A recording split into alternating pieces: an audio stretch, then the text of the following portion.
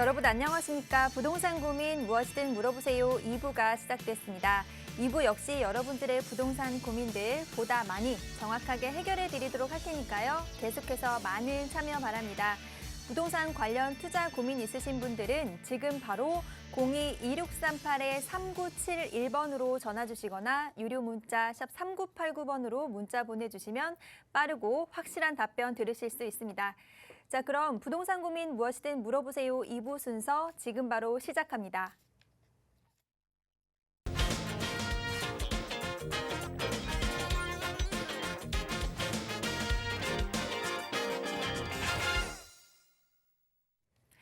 부동산 고민 무엇이든 물어보세요 2부, 월요일 2부 이 시간을 든든하게 책임져 주실 전문가분 모셨습니다. 주식회사 부동산캣 김남현 대표 자리해 주셨습니다. 대표님 어서 오세요.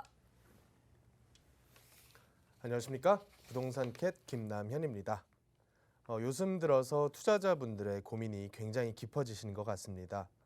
작년, 재작년까지만 하더라도 이제 사실 돈 복사기라는 말도 존재를 했었죠. 어느 자산 시장에 투자를 하건 특히 부동산 시장 역시도 특히 큰 위험 부담도 하지 않고 내가 자산을 어느 정도 보유만 하고 있으면 이게 2배, 3배씩 가격이 오르는 아주 투자하기에 좋은 환경이었다면 최근 들어서는 정말로 지역적인 부분 그리고 앞으로의 장기적인 전망 부분이 굉장히 중요하게 생각이 되는 그런 시기가 온 것 같습니다. 그래서 어떻게 보면 이 옥석 가리기라고 하는 게 앞으로는 굉장히 중요한 투자 포인트가 될 것 같고요. 그 중에서도 이제 정권 교체 그리고 앞으로는 우리가 지방선거도 앞두고 있죠. 여러 가지 정책들과 대책이 쏟아져 나올 것으로 예상이 되고 있습니다. 그렇다 보니까 우리 투자자분들께서는 이런 세부적인 어떤 방향 변화에 대해서도 귀 기울이면서 내 투자 방향과 같이 갈 수 있도록 노력하는 것이 중요하겠고요. 보다 중요하고 또 개인적인 내용들 혼자서 판단하기 어려운 그런 결정들은 저와 함께 고민 의논하신 후에 결정을 하시면 보다 나은 투자가 되지 않을까 이런 생각이 좀 듭니다. 이어지는 시간을 통해서는 우리 시청자분들의 고민을 꾸준하게 상담을 해드릴 테니까 주저하지 마시고 전화 주셔서 저와 속 시원하게 해결을 하셨으면 좋겠습니다.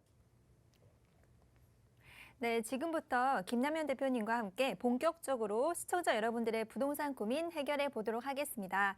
네, 부동산 고민들 있으시다면 지금 바로 02-2638-3971번 또는 100원의 유료 문자 샵 3989번으로 문자 보내주시면 빠르고 확실한 답변 들으실 수 있습니다. 자, 그럼 바로 첫 번째 시청자분 만나보도록 하겠습니다. 여보세요? 네, 안녕하세요. 네, 안녕하세요. 네, 네, 시청자님 오늘 어떤 부동산 고민 가지고 계신가요? 네, 여기 부천 신곡동인데요. 네. 롯데아파트라고 좀 네. 아파트가 오래돼서 이걸 지금 향후 전망하고 네. 이걸 계속 가지고 있어야 되는지 한번 여쭤보고 싶어서요. 네, 알겠습니다. 네, 부천시에 있는 부천 롯데 아파트라고 하셨나요? 네네. 네, 지금 가지고 계시는데 매도를 해야 할지 향후 전망이 궁금하셔서 전화 주신 것 같아요. 네네. 네, 바로 대표님께 여쭤보도록 하겠습니다. 인사 나눠보세요. 안녕하세요. 네, 안녕하세요. 예, 반갑습니다. 시청자님 이거를 오랫동안 보유를 하셨나요? 네, 한 20년 20년이요? 정도. 네네. 그럼 20년 내내 여기서 거주까지 하신 건가요? 네, 계속. 그러면 거기까지. 1주택으로 20년을 거주하셨다는 말씀이시겠네요? 네, 아니 지금 주택은 하나 더 1가구 2주택. 아, 다주택이세요? 네. 2주택이시면 어떤 거를 또 가지고 계실까요? 그 김포의 풍무동에 있는 신동아 네. 아파트라고 있어요. 풍무동 신동아 아파트? 네, 요것도 매수하신 지가 오래되신 물건이신가요? 네. 몇 년 정도나 되셨을까요? 그건 한 18년 정도 됐어요. 18년 정도. 명의가 중요해요, 명의가. 두 개의 명의는 명의가 어떻게 돼 있을까요?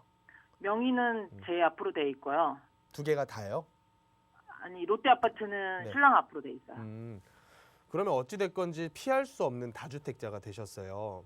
네네네. 근데 아시다시피 최근 들어서 양도소득세 중과되는 부분을 1년 동안 유예를 해주겠다는 발표가 났죠. 네네. 그래서 시청자님께서도 이 유예 기간 중에 팔아야 될까 말아야 될까 이 부분이 궁금하실 거예요. 네네. 그러면 결론부터 말씀드리면 파는 게 조금 더 유리합니다. 네. 두 개 중에서 어떤 거를 팔든지 간에 한 채는 털어버리는 게 다주택자 분에게는 유리할 수밖에 없어요.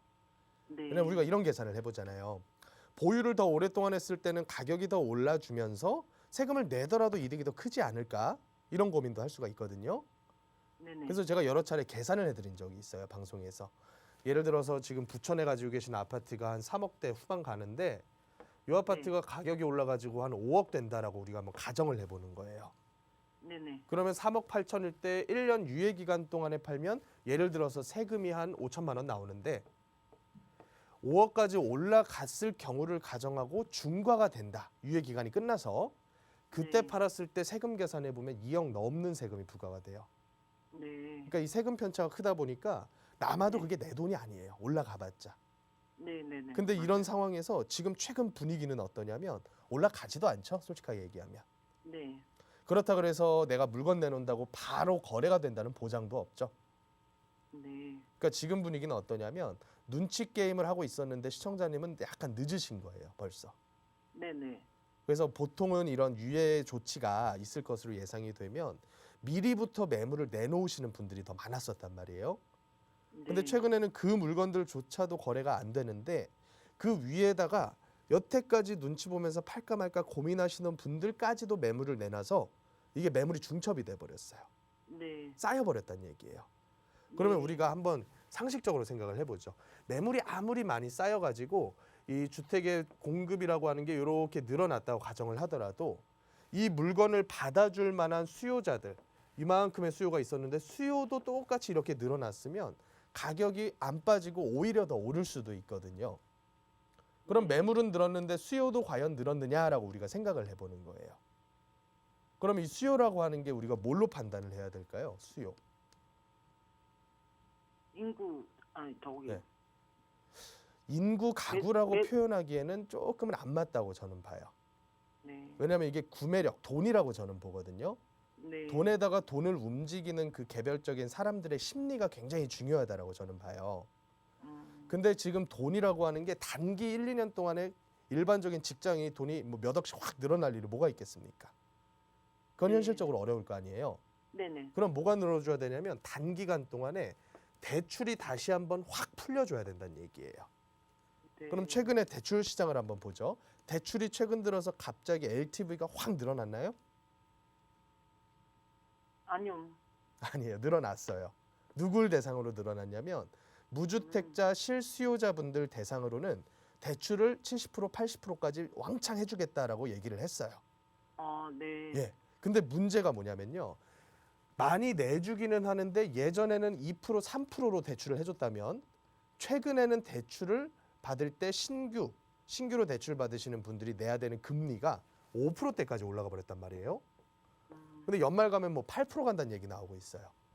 거기다가 네. 이 대출 비용 대비해서 소득을 또 물어봐 버린단 말이에요. 당신 얼마 법니까? 그래서 40% 미만으로 맞추세요. 이게 이제 DSR이라고 하는 규제예요. 네. 그러니까 말이 좀 어려워졌는데 결론은 뭐냐면 첫 번째로는 심리가 꺾였고 두 번째로는 세제를 조금 유예를 시켜주면서 공급 물량, 그러니까 매도 물량이 확 늘어난 상태에서 수요는 그걸 못 따라가고 있다. 네. 그래서 지금 내놓으셔도 최고가 수준에서 제값받고 팔기는 상당히 어려울 거다라고 저는 봐요. 네. 그러면 어떻게 해야 되느냐? 간단합니다. 조금이라도 싸게 던져가지고 한 채 정도는 정리하는 게 좋지 않을까? 네. 그럼 아까 두 채 말씀하셨는데 네네. 두 채 중에서 저는 개인적으로는 이 부천 거 정리하시는 게 낫지 않을까라는 생각이 좀 들어요. 네. 어차피 말씀하신 두 아파트가 연식은 좀 됐죠? 보유만 한 네. 18년, 20년 되셨으니까 이 네네네. 아파트도 이제 같이 연식이 들었을 거 아닙니까? 근데 네. 문제는 뭐냐면 두 채 다 재건축은 현실적으로 조금 어려워요. 아직까지는. 네. 그러면 보다 더 거주에 있어서 편의성이 조금이라도 더 나은 데를 선택하는 게 저는 좋다고 보거든요. 네. 그럼 시청자님 생각에는 거주로는 두 개 중에 어디가 더 좋을까요? 비슷비슷하고 여기 롯데 아파트는 너무 네. 오래돼서 그렇죠. 네. 그리고 역하고 거리도 좀 있고 주변 인근 지역들이 아파트촌이 아니죠. 네. 다세대와 다가구 그리고 아파트 일부 연식이 좀 있는 아파트들이 혼재되어 있어요. 네. 거기다가 뒤쪽으로는 산으로 경계가 완전히 저버리다 보니까 좀 외져 있어요.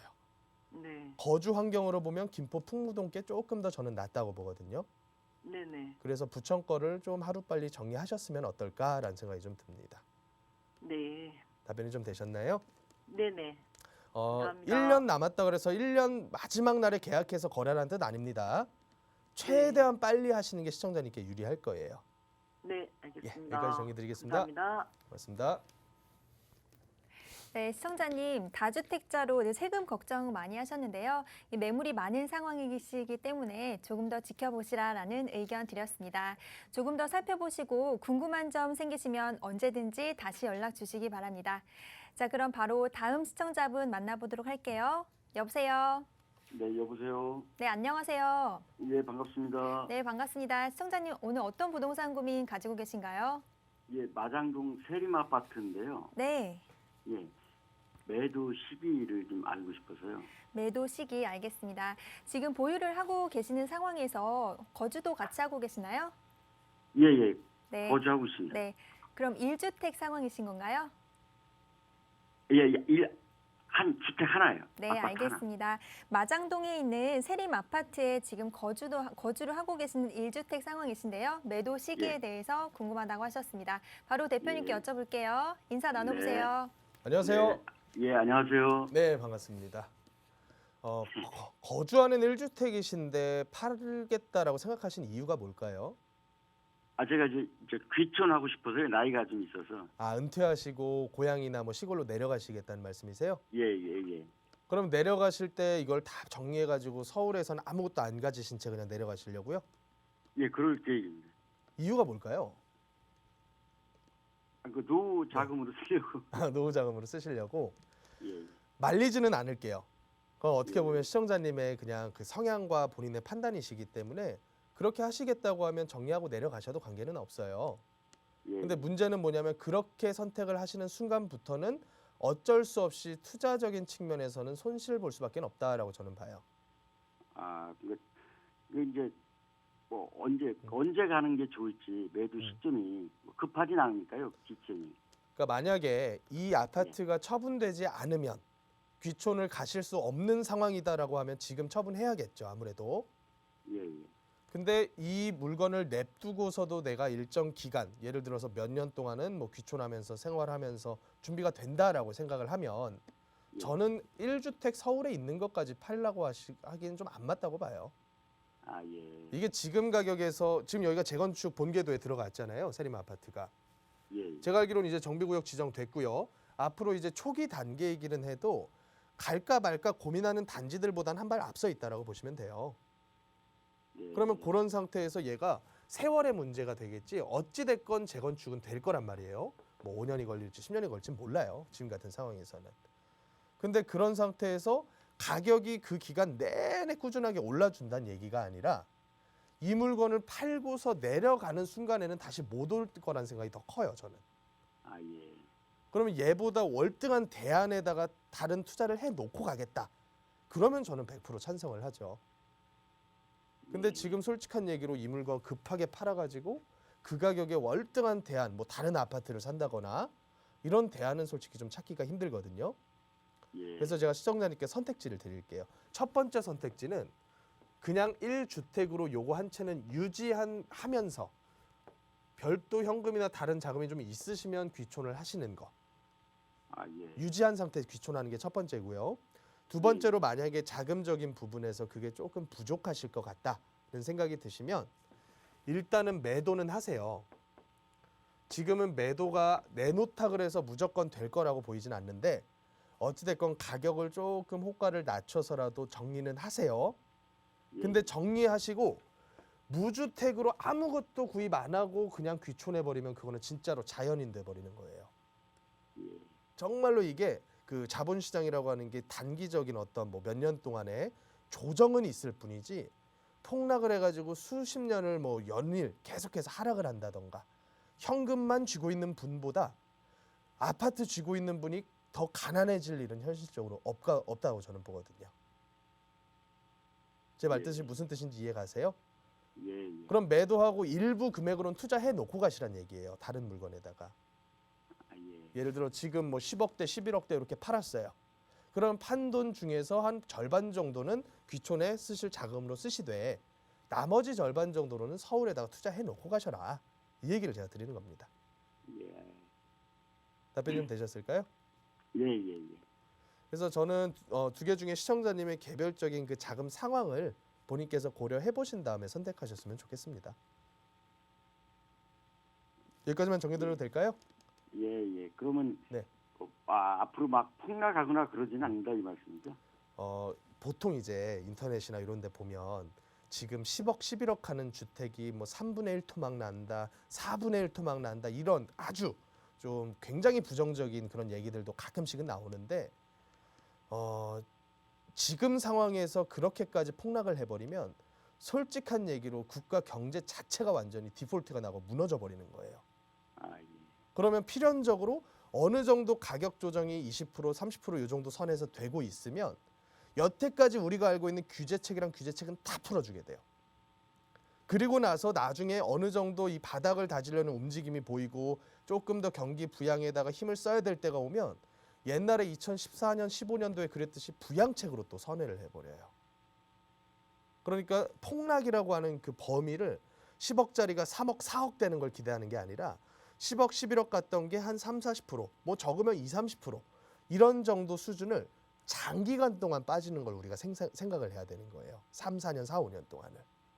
그게 어떻게 보면 연착륙이라는 개념이거든요. 예. 그래서 시청자님께서 걱정하실 만큼 뭐 반토막, 반의 반토막 이렇게까지 갈 일은 저는 현실적으로 가능성이 좀 적지 않을까 이렇게 생각을 합니다. 네, 알겠습니다. 네, 여기까지 정리드리겠습니다. 네. 네, 시청자님 지금 상황에서는 매도하시는 거 조금 더 고민해보시면 좋을 것 같다는 말씀 주셨습니다. 네, 계속해서 궁금한 점 생기시거나 좀 더 자세한 상담 원하시면 하단의 번호로 다시 연락 주시기 바라겠습니다. 02-2638-3971번 또는 유료 문자 샵 3989번으로 연락 주시면 됩니다. 자, 그럼 바로 다음 시청자분 만나보도록 할게요. 여보세요? 네, 여보세요? 네, 안녕하세요. 네. 네, 시청자님 오늘 어떤 부동산 고민 가지고 계신가요?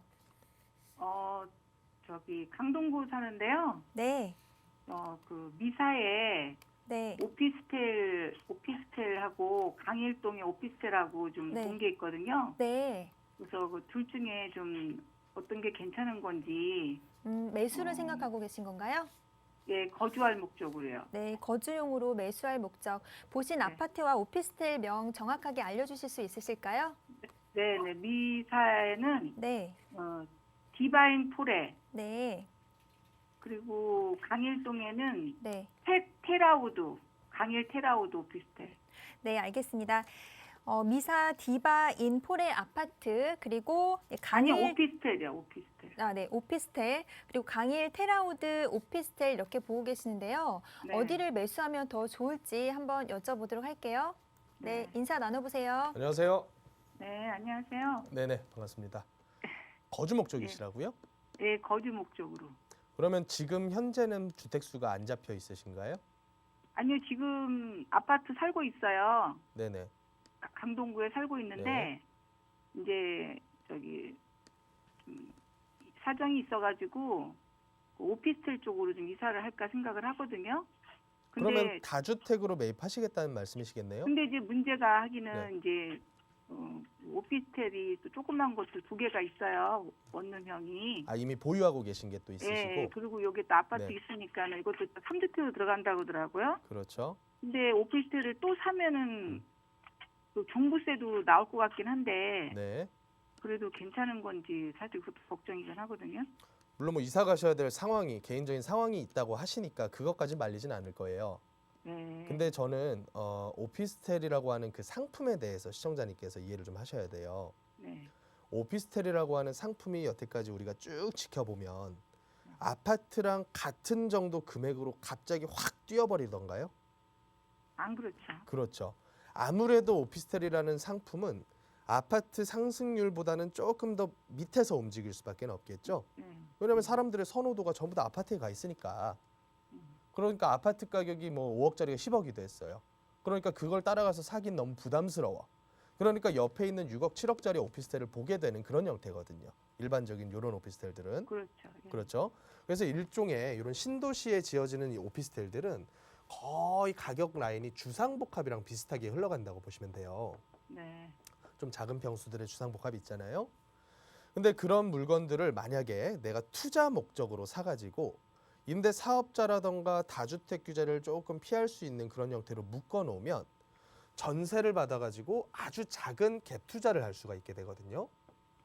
그러면 가격들이 아주 큰 폭으로 몇 억씩 뛰지 않더라도 투자 금액 몇 천 대비해서 수익률은 괜찮을 수가 있어요. 갭 투자를 하게 됐을 때는. 네. 이해되시죠? 네. 근데 만약에 예를 들어서 5억짜리 오피스텔을 전세 4억 안고 1억 투자해서 투자하는 거하고 5억짜리 오피스텔을 전체를 내 돈 5억 내고 들어가서 사는 거하고 비교를 하면 들이는 돈 대비해서 수익은 너무 적다라고 저는 보거든요. 그래서 이거는 투자 개념으로서 거주 목적으로 매입하는 거는 조금 투자 수익률적으로는 떨어질 수밖에는 없다라고 저는 봐요. 그러면 또 세금도 우리가 살펴봐야 될 거 아닙니까? 그럼 시청자님 가지고 계신 거 한번 들어볼게요. 아파트 한 채 있다고 하셨고, 그리고 주거용 오피스텔을 2채 가지고 계시다고요? 네. 원룸짜리를 여태까지 잠실에 주거용으로 줬어요. 잠실 쪽에 여태까지는 종부세 안 나오셨나요? 잠실 거는 네. 2016년도에 취득했고요. 예, 하나는 도생인데 작년 6월에 취득했거든요. 6월 24일 날. 네네. 그래서 그런가 종부세는 안 나왔어요. 가액대 공시가액대가 좀 작으면 그럴 수도 있어요. 근데 이제 새롭게 매입해가지고 그걸 주거용으로 쓰게 되면 걔는 종합부동산세의 합산이 될 수밖에 없거든요. 그럴 것 같긴 해요. 그렇죠. 합산되면 다주택은 6억 초과 구간에 대해서는 종부세를 내야 돼요. 물론 이게 갑자기 뭐 몇백 몇천씩 나오는 개념은 아니겠지만 그래도 안 내던 세금을 또 내야 되는 위험이 또 생겨요. 그리고 또 하나, 내가 거주 목적으로 오피스텔을 어떻게 매입을 해가지고 살게 되면 얘는 주택임대사업자 못 내거든요. 못 내죠. 임대사업자 못 내게 되면 꼼짝없이 다주택으로 지금까지 우리는 보유세만 따져봤는데 양도세 부분도 다주택 중과를 받을 수밖에는 없어요. 그럼 현실적으로 투자 수익률적으로 보나 아니면 세금적으로 보나 굳이 오피스텔 한 채 더 사가지고 비싼 돈 주고 매입해서 들어가 사는 거는 이득이 될 게 별로 없다라고 저는 봐요. 그럼 글쎄 그게 걱정이 되더라고요. 그렇죠. 근데 지금 예. 나이에 또 어디가 전세 산다는 것도 마음에 안 내키고 그래서 근데 그 심리적인 부분은 제가 어떻게 해드릴 수가 없어요. 저는 그냥 전세 들어가 사시죠라고 얘기를 하는 게 더 나을 것 같기는 한데 만약에 이렇게 한번 해보는 거죠. 내가 꼭 이사를 가가지고 살아야 하는 이유가 있으면 가지고 계시던 걸 먼저 어떻게 정리를 한 상태에서 그러니까 세금이라도 좀 피할 수 있게끔 만들어 놓은 상태에서 가는 게 낫지 않을까. 이렇게 생각이 좀 들어요. 저는 이 집은 안 팔 네. 생각이거든요. 그러면 시청자님 전세만 놓으려고 그러죠. 이사하게 되면.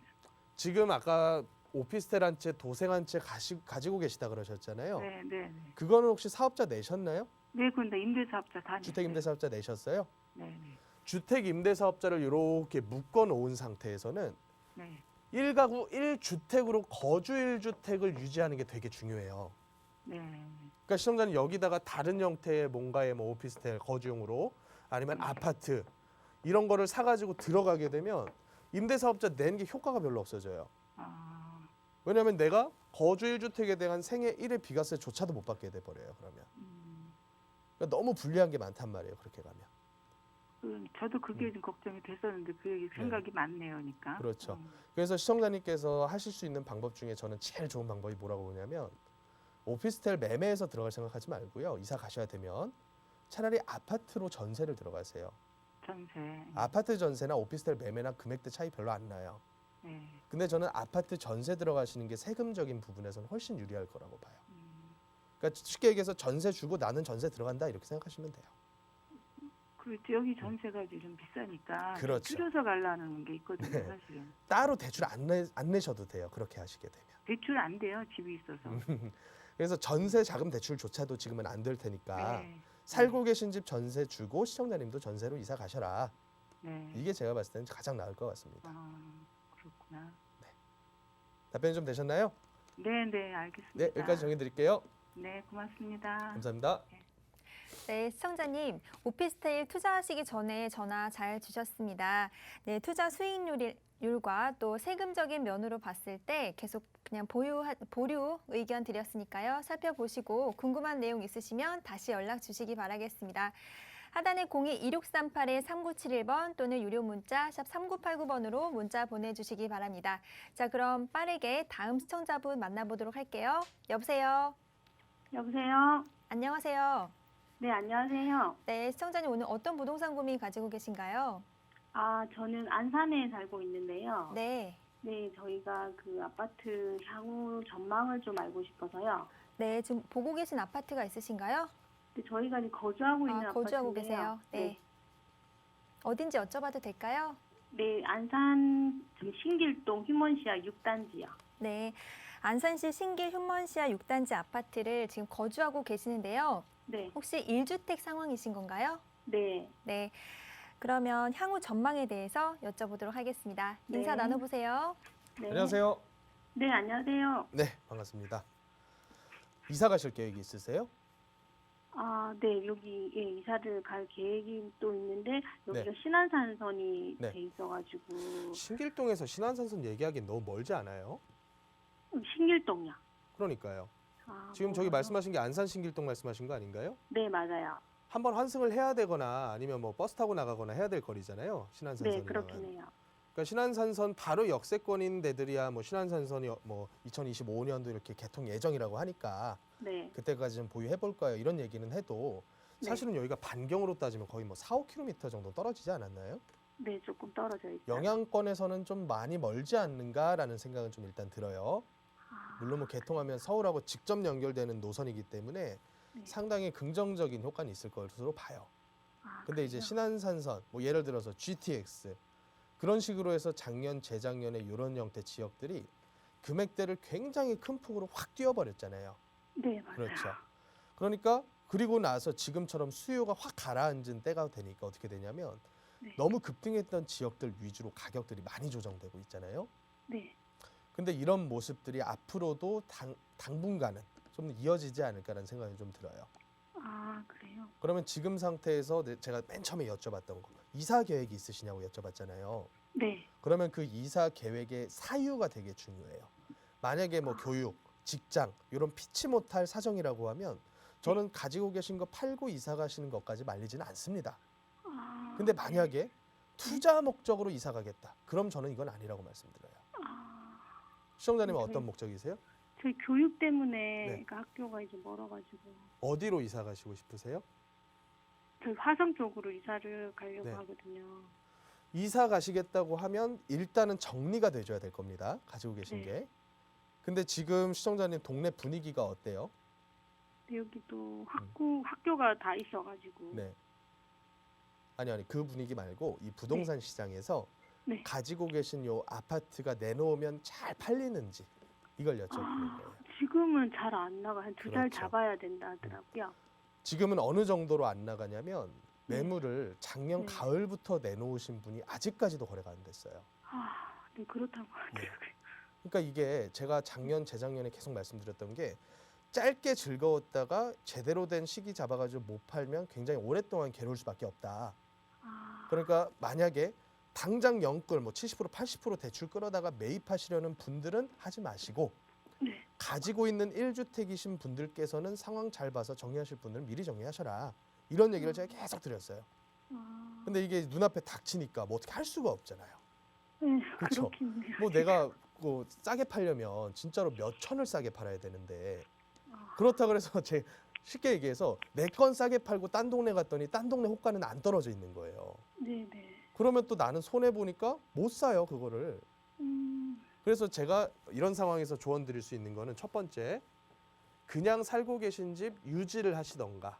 네, 이거는 1주택자이실 때 제가 얘기를 드리는 거예요. 네. 왜냐면 팔고 딴 데 가봤자 딴 데도 똑같아요.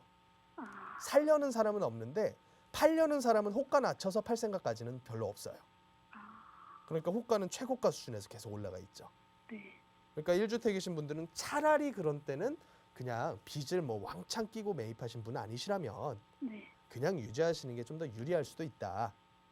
그리고 만약에 두 번째 조건 말씀하신 것처럼 뭐 교육이건 직장이건 어떤 특수한 이유 때문에 네. 팔아야만 하시는 이사 가셔야만 하는 상황이라면 네. 내 거는 조금 호가 낮춰가지고 매도를 좀 서둘러서 하시되 네. 새로운 물건을 사는 거는 여유를 가지고 좀 기다리는 게 차라리 낫다라고 저는 봐요. 아, 네. 무슨 시차를 좀 둬야 된다는 얘기예요. 네. 예를 들어 시청자님께서 안산 거를 팔고서 저 위에 가서 뭐 동두천 거를 사고 이런 거래가 아니잖아요. 네네. 같은 동네에서의 거래예요. 네. 그럼 여기나 저기나 분위기는 똑같단 말이에요. 아, 그럼 그 상태에서 너무 급하게 사고 팔고 했다가는 저는 네. 오히려 더 여기서도 마이너스, 저기서도 마이너스 이렇게 될 거라고 보거든요. 네. 그래서 이 중간 과정에서 일부 뭐 새를 사는 한이 있더라도 네. 그래도 저는 조금의 시간적 여유를 두시는 게 낫지 않을까 하는 생각이 좀 들어요. 그래요. 그럼 여기는 지금 신안산과 거리가 있어서 이제 더 네. 이상의 그거는 없는 거죠? 자, 솔직히 여쭤볼게요. 작년, 재작년 많이 올랐잖아요. 네, 지금 올랐어요. 대충 보더라도 3억 미만에서 거래가가 쭉 가다가 갑자기 4억, 5억대로 뛰어버렸단 말이에요. 네. 과연 신안산선 때문에 뛰었을까요? 동네 사람들이야 그렇게 얘기하겠죠. 네. 그러면 다른 동네에 있는 아파트들은 갑자기 왜 뛰었어요? 예를 들어서 김포, 제가 아까 김포 상담 하나 했으니까 김포는 이미 김포 경전철 개통한 지가 언젠데 갑자기 왜 뛰었어요? 그럼 저 위에 있는 양주는 왜 뛰었어요? 아무 이슈 없는 뭐 다른 지역들, 뭐 광주, 경기도 광주라던가 그런 지역들은 왜 뛰었습니까? 신안산선 때문에 뛴 게 아니라요. 네. 그 이슈 있기 때문에 그냥 남들 갈 때 같이 가는 정도 수준이었던 거예요. 여태까지 별로 가격이 큰 폭으로 오르진 않았었잖아요. 네네. 코로나 오고 나서 올랐잖아요. 네네. 그럼 그건 신안산선 때문에 오른 게 아니라요. 신안산선 때문에 오른 거였으면 한 2014, 15년도부터 확 뛰었어야 돼요. 그러니까 이제 돈잔치 할 때 같이 뛰었다가 돈 풀기 끝나니까 주춤하고 있는 거죠. 그렇지 않습니까? 그래서 그걸 신안산선 2025년까지 기다리기에는 안 맞다라고 저는 봅니다. 그래요? 네. 이렇게 더 이상 그건 없네요. 그렇죠. 뭐 없다라고 보기보다는요. 네. 그렇다 그래서 여기가 그럼 앞으로 10년 줄창 하락하겠습니까? 그건 아니겠죠. 네. 너무 단기간에 급등을 했기 때문에 네. 새로 살려고 오는 사람들도 이런 생각을 한단 말이에요. 이거 2년 전에는 2억대였는데 지금 5억 주고 사는 게 맞아? 네. 이 생각을 할 거란 말이에요. 네네. 그러면 어느 정도는 가격이 장기간 동안에 거래가 없이 조정이 될 거란 말이에요. 네. 근데 생각해 보면 2억대에서 5억 간 게 다시 2억으로 갈까? 그렇기는 또 쉽지가 않아요. 네네. 조정되면 3, 4억대로 가는 거지 다시 2억대로 가진 않아요. 근데 그 시간이 오래 걸려요. 시간이. 지금도 보세요. 여태까지 상승을 이끌었었던 거래는 몇십 건인데 네. 하락하는 데 있는 거래는 한 건, 두 건이 하락을 만들어내요.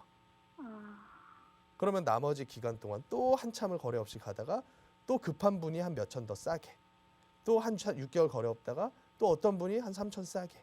그러니까 세월이 요 두 건 거래만 해도 1년이 지나가 버려요. 그래서 제가 말씀드린 거는 파시고 싶으면 빨리 재빠르게 정리하시고 좀 기다리셔라 사는 거는. 그렇게 저는 정리하고 싶네요. 네네. 알겠습니다. 네, 고맙습니다. 감사합니다. 네. 네, 현재 상황에서는 조금 더 신중한 투자 결정하시길 바라겠습니다. 고민하시다가 언제든지 더 궁금한 더 자세한 상담 원하신다면 하단의 번호 02-2638-3971번 또는 유료 문자 샵 3989번으로 문자 보내주시면 더 자세한 상담 들으실 수 있습니다. 시청하시는 누구나 이용하실 수 있는 무료 상담 전화입니다. 자, 그럼 바로 다음 시청자분 만나보도록 하겠습니다. 여보세요? 여보세요? 안녕하세요. 네. 네, 시청자님 오늘 어떤 부동산 고민 있으신가요? 제가 그 망포역 힐스테이트 네. 25평에 거주 중인데 네. 향후 전망에 따라서 갈아타기를 한번 해볼까 싶었어요.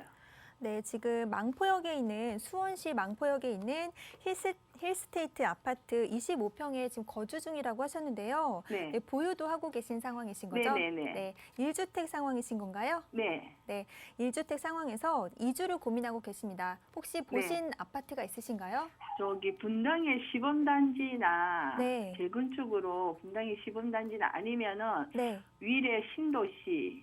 네, 위례 신도시 아니면 분당에 있는 시범단지 아파트 재건축 네네. 때문에 지금 생각하고 계시는데요. 네. 그럼 대표님 어떻게 보시는지 한번 여쭤보도록 할게요. 인사 네, 나눠보세요. 감사합니다. 네. 네. 안녕하십니까?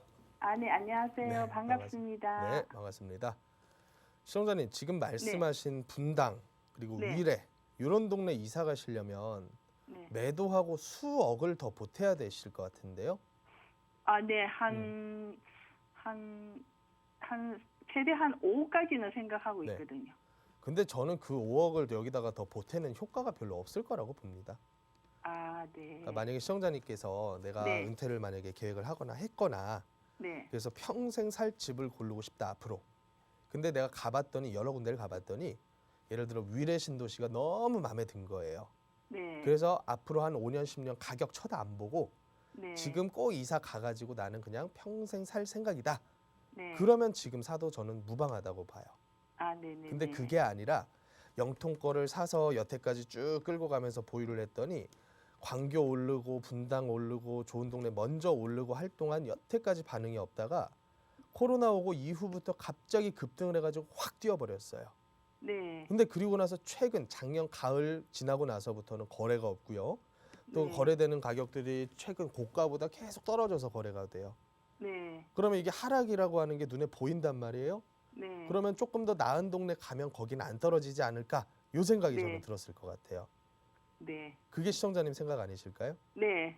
그러면 그런 이유로는 이사 가는 게 의미가 없어요. 왜 의미가 없냐면요. 제가 여태까지 차트를 그려볼게요. 네. 영통이 올라온 건 이렇게 가다가 확 뛰어가지고 이렇게 가고 있어요. 네. 근데 옆에 있는 얘보다 조금 더 비싼 광교는요. 먼저 올라가기 시작해서 코로나 때 살짝 뛰었다가 똑같이 이렇게 가고 있고요. 네. 분당 같은 특수한 데들은 어떻게 움직이냐면 똑같이 이렇게 먼저 급하게 올라가지고 한 번 더 뛰고 그리고 나서 약간 주춤하다가 최근에 정치적인 이유로 한 번 더 뛰었어요. 네.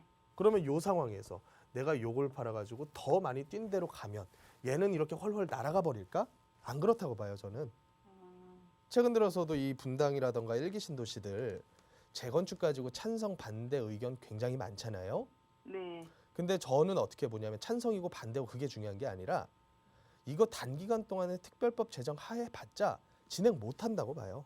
네. 지금 뭐 용적률을 300%에서 맥시멈 500%까지 끌어올려 주겠다고 하는데 제일 큰 문제가 뭐냐면 자 보세요. 분당 특별법 제정해서 분당을 재건축하게 해줬어요. 그랬는데 옆에를 보니까 바로 옆에는 용인 수지라는 데가 있습니다. 네. 거기도 분당하고 연식 차이가 한 5, 6년밖에는 안 나요. 그러면 거기는 어떻게 할 거예요? 분당만 가게 해주고 수지는 그냥 냅둬요? 형평성의 문제가 생겨버리잖아요. 그러니까 이게 국회라던가 이런 데서 굉장히 오랫동안 표류할 가능성이 크고요. 그러는 상태에서 지금처럼 심리가 이렇게 바닥으로 가버리면 새로 매수하실 분들이 적극적으로 유입이 안 돼요. 네. 그러면 분당 역시도 똑같은 분위기로 갈 수밖에 없다고 보거든요. 광교나 여기 영통 쪽이나. 그러면 지금 상태에서 한 번 더 뛴 데를 이사 가는 게 맞는 선택일 거냐. 저는요. 만약에 제가 시청자님 상황이라면 1주택은 그냥 유지를 할 것 같아요. 네. 그리고 나서 투자라고 하는 걸 적극적으로 네. 진행을 하는 게 저는 더 좋다고 보거든요. 근데 그 투자의 방향이 지금은 어느 방향을 잡아야 될지 굉장히 어렵잖아요. 네. 그래서 제가 한 가지 대안을 좀 드리려고 해요. 아, 네, 네. 그 대안이 뭐냐면 금액 5억이라는 금액이 절대 작은 금액이 아니거든요. 네. 굉장히 큰 금액이에요. 그거 다 들여가지고 투자하는 것도 위험하다고 저는 봐요. 네. 그러니까 저는 1, 2억 선에서 할 수 있는 투자 찾는 게 더 낫다라고 봐요. 아, 네. 그럼 1, 2억 선에서 할 수 있는 투자 종류는 아파트는 지금 솔직한 얘기로 전국할 때 어느 지역 아파트도 프리미엄 안 붙은 데가 없어요. 네. 그러면 이걸 가지고 뭘 하는 게 좋다라고 보냐면 앞으로 정책적으로 공급 대책 중에서 도심, 그러니까 서울을 얘기를 하는 거예요. 네. 서울 안에 있는 2종 일반 주거 지역을 엄청나게 갈아엎을 거예요. 네. 이걸 이미 정책적으로 그 대선 공약 때부터 얘기를 해온 거거든요. 네. 그래서 이게 현실화가 될 거예요. 네. 그래서 여러 가지 사업들이 추가가 됐고요. 그러면 그런 지역들 내에 있는 괜찮은 지분들을 전세 끼고 사는 거면 저는 괜찮다고 봐요. 아, 네, 네. 임대 사업자를 내시게 되면 네. 가지고 계신 요 아파트 이외에 투자하시는 물건을 임대 사업자로 묶는 거예요. 네. 그러면 거주 1주택에 대한 비과세는 생애일에 유지가 되고요. 네. 나머지 임대 사업자 묶어놓은 물건들 같은 경우에는 얘는 네. 나중 가가지고 양도세가 일반과세가 됩니다. 네. 그러면 세제적으로 봤을 때도 다주택으로 뭔가 아파트를 산다거나 이런 네. 투자보다는 훨씬 낫다라고 봐요. 아, 네. 그럼 나머지 현금은 뭐예요? 음. 들고 계세요. 가지고 계시는 거예요, 현금. 아, 네, 네. 나머지 5억 중에 1, 2억만 이런 식으로 투자를 해 놓으시고 네. 나머지 한 3억 정도는 그냥 현금 보유하세요. 당장은. 네. 이게 저는 가장 나은 판단이라고 봅니다. 아, 네네. 답변 좀 되셨나요? 그러면 네. 일단은 제가 그거 뭐지? 다른 거로 갭 투자하는 걸로 더 네. 권해드리는 거네요. 그렇죠. 아, 그래서 이 네네. 방법이 시청자님 명의로 본인이 직접 하시려면 사업자를 내시는 게 유리하고요. 네. 근데 사업자를 내더라도 취등록세는 중과될 수밖에 없단 말이에요. 네네네. 주택이기 때문에. 그러면 성년인데 무주택인 자녀가 있으시다면 증여 형태로 하시는 것도 고려는 해볼 필요가 있어요. 네네네. 근데 그런 데를 저희가 잘 모르니까는. 세미나 한번 오세요. 제가 네. 방송이 한정된 시간 안에 지역적인 설명까지는 다 못 해드려요. 네네네네. 이제 조건만 말씀드리면 저는 비싼 동네에서 하시라고 말씀을 드려요. 네네. 비싼 동네 어디 있어요, 서울에? 강남이나 이런. 그렇죠. 강남권이 일단 가장 비쌀 거고요. 또 네네. 한강변이라던가 이런 동네 있을 거 아닙니까? 네. 그래서 그런 지역들 위주로 해서 작은 금액 갖고 할 수 있는 거. 그게 저는 네. 가장 위험 줄이면서 수익 괜찮다고 네. 봅니다. 네, 알겠습니다. 그러면 네. 여기서 나보러 다시 가서 세미나 참석하거나 애 가서 상담을 네. 다시 받는 게 좋겠네요. 그렇죠. 그게 가장 좋죠. 네. 예약 전화를 한번 주시고 오세요. 네, 그러겠습니다. 네, 감사합니다. 네, 감사합니다. 네. 네, 현재 부동산 시장이 방향을 잡기가 어려운 상황이기 때문에 과감한 투자보다는 신중한 투자하시길 권해드렸습니다. 자세한 상담 원하시면 하단의 번호로 연락 주시면 친절하게 안내 드리도록 하겠습니다. 무료 상담 전화 02-2638-3971번 그리고 100원의 유료 상담 문자 샵 3989번으로 문자 보내주시면 세미나 참여 방법 친절하게 안내해 드리도록 하겠습니다. 자, 이번에는요, 마지막으로 부동산 위클리 이슈 시간을 가져볼 텐데요.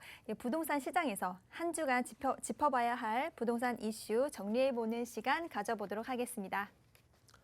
예, 제가 여태까지 코로나 이후부터 어떤 말씀들을 가장 많이 드렸었냐면 신중하셔라, 위험 관리하셔라 이런 식의 말씀을 가장 많이 드렸던 것 같습니다.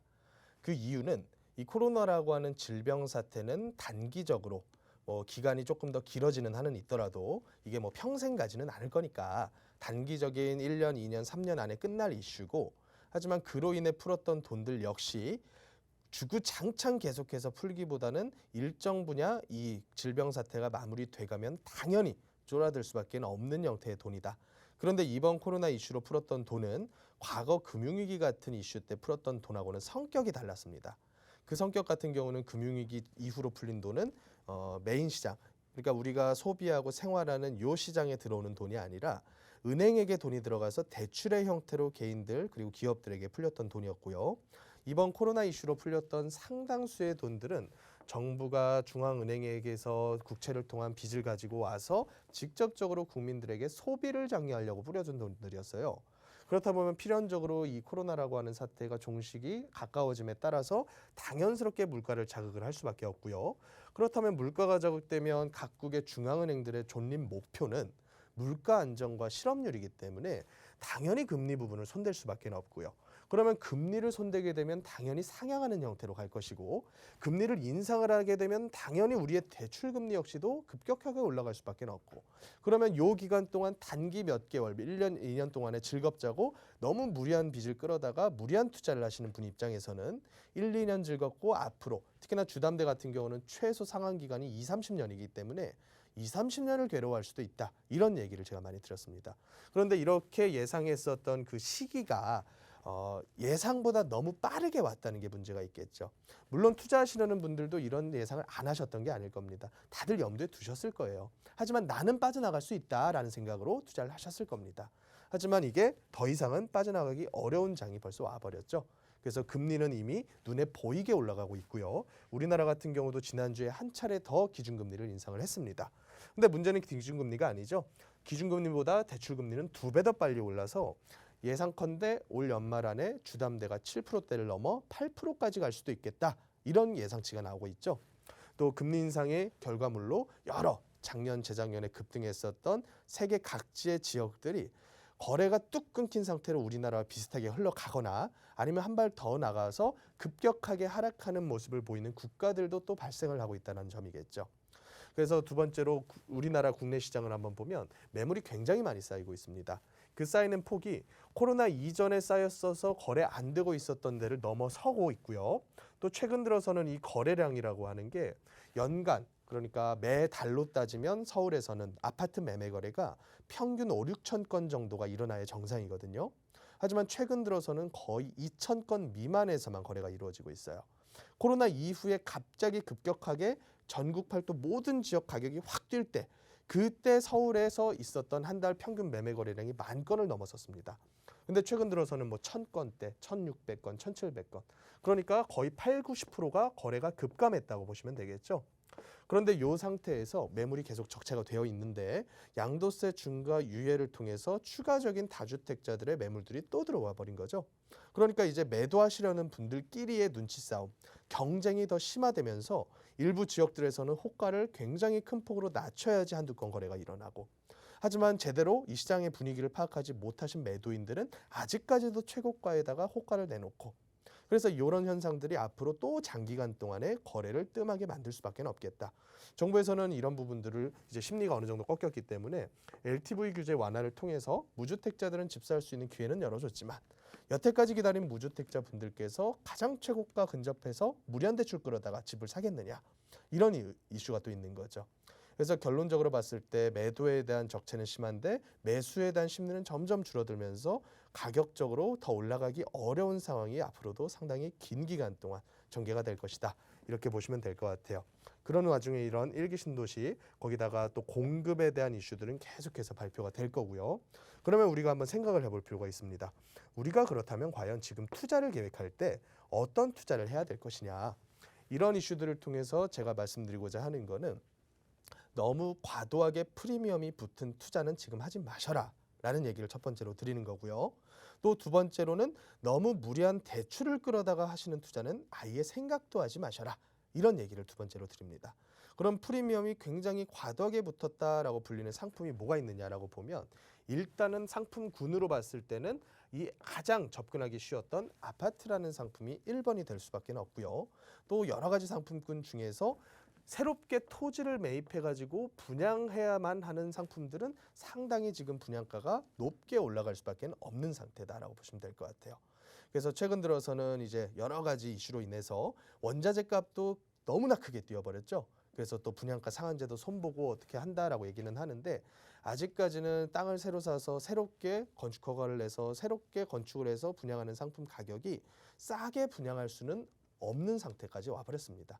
그래서 이런 상품들은 지금 상당히 우리가 주의 깊게 살펴본 뒤에 투자해야 될 것 같고, 그러면 지금 할 수 있는 형태의 투자들 중에서 우리가 해야만 하는 투자는 이런 거죠. 앞으로 서울 그리고 경기를 휩쓸고 갈 이 공급 대책에 대한 내용을 유심히 보셔야 됩니다. 이 공급이라고 하는 거는 어찌됐건 정책적으로 방향을 정해놨기 때문에 3년이건 5년이건 10년이건 세월의 문제지 갈 수밖에는 없어요. 그래서 이런 공급 지역들 중에서 지금 정권에서는 어떤 지역들을 핵심적으로 보고 있는지, 특히나 업무와 더불어 가지고 그 업무 지역의 배후 주거 지역으로서 어느 지역을 생각을 하고 있는지, 그리고 그런 지역들이 아무리 있다고 하더라도 어느 정도의 금액을 긁고서 내가 그 물건을 접근해야 되는지, 그러니까 가격적으로 아무리 좋아도 프리미엄이 이미 많이 형성된 지역은 가급적이면 피하시는 게 좋겠다라는 얘기를 제가 드리는 겁니다. 그래서 이런 지역들을 위주로 해서 제가 지역적인 부분, 개별적인 투자의 방향에 대한 부분을 세미나를 통해서 안내를 해드리고 있으니까 내일 있는 세미나에 전화 예약 반드시 해주시고 참석해 주시면 감사하겠습니다. 네, 현재 경기 전망에 따른 부동산 시장의 흐름에 대해서 정확하게 짚어주셨습니다. 계속해서 고민되는 내용 있으시면 무료 세미나, 세미나 시간 이용해 보시면 좋으실 것 같습니다. 하단의 번호 02-2638-3971번 또는 유료 문자 샵 3989번으로 문자 보내주시면 세미나 참여 방법 친절하게 안내해 드리도록 하겠습니다. 네, 오늘 저희가 준비한 소식은 여기까지입니다. 네, 저희 프로그램은 여러분들께 보다 다양한 정보 제공해 드리기 위해서 마련되고 있습니다. 해당 부동산의 가치 또는 매물 가격의 상승 하락을 보장하지 않는다는 점 꼭 유의해 주시기 바라겠습니다. 그럼 오늘 하루 마무리 잘 하시고요. 저희는 내일 이 시간에 다시 찾아뵙도록 하겠습니다. 지금까지 시청해 주신 여러분 고맙습니다.